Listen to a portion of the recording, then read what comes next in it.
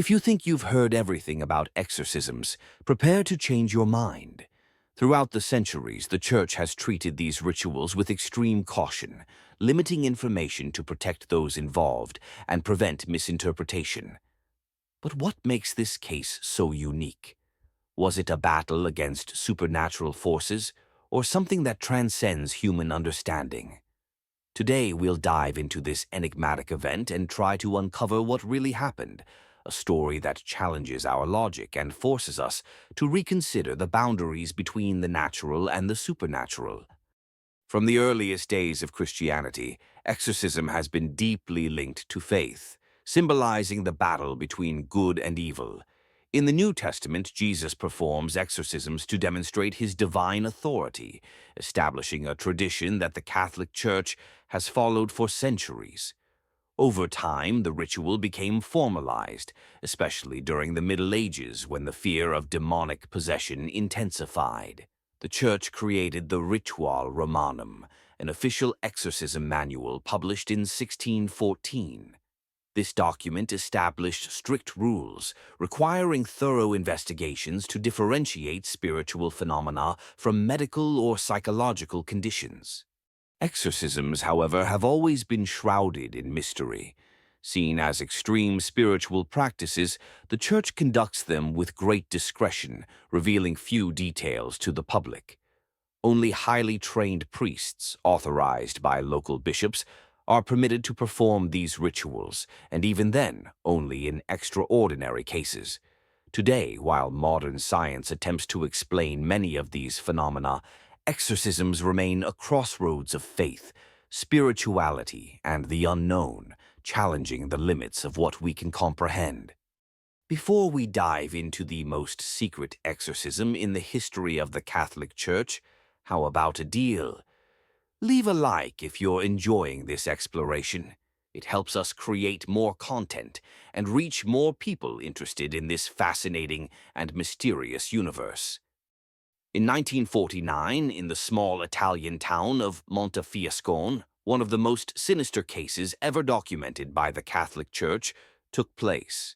The case involved a 17-year-old boy named Giovanni Rinaldi, whose family sought help after months of inexplicable and violent behavior. This event, known as the Exorcism of Montefiascone, became one of the Church's most secretive episodes, concealed even from many clergy members. Giovanni exhibited symptoms that defied any medical explanation.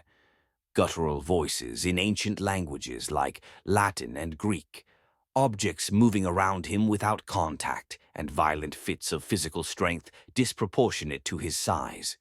Reports claim that crucifixes turned upside down in his presence, and a sulfuric smell filled the air. As the situation worsened, the local bishop assigned the experienced exorcist, Father Vittorio Zampieri, to the case. The ritual was conducted in an isolated room in the Santa Lucia convent. Witnesses described the walls shaking during the sessions as Giovanni alternated between inhuman screams and macabre laughter. At one particularly terrifying moment, all the candles in the room extinguished simultaneously, and an ominous voice reportedly whispered, "He belongs to us." After 3 days of intense confrontation, the ritual reached its climax. Giovanni let out a piercing scream and collapsed, unconscious. When he awoke, he was disoriented but free of symptoms. The priests involved never spoke of what they witnessed, and official documents about the case were sealed by the Vatican.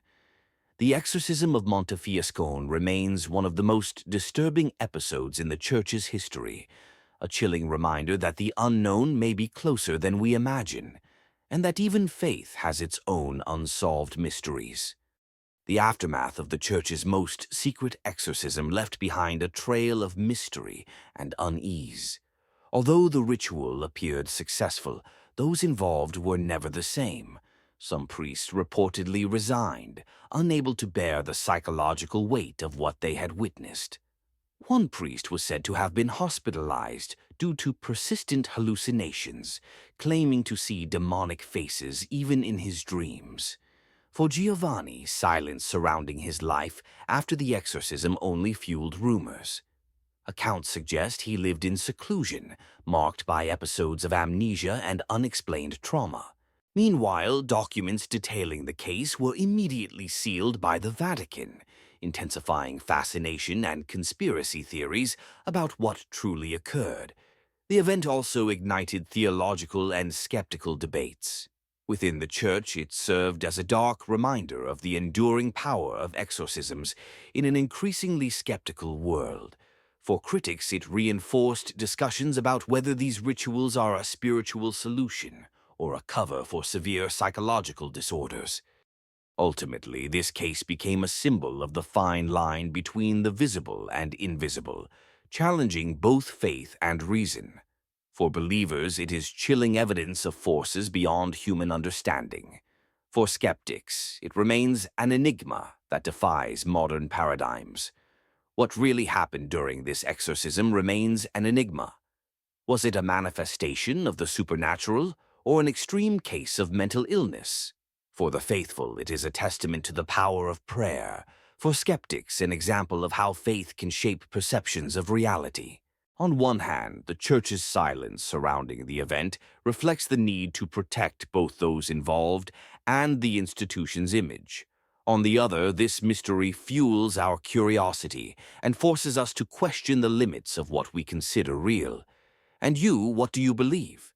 Share your opinion in the comments and join this reflection on the mysteries that surround the unseen world. And of course, if you enjoyed this content, consider subscribing to the channel.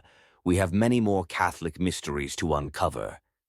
See you in the next video.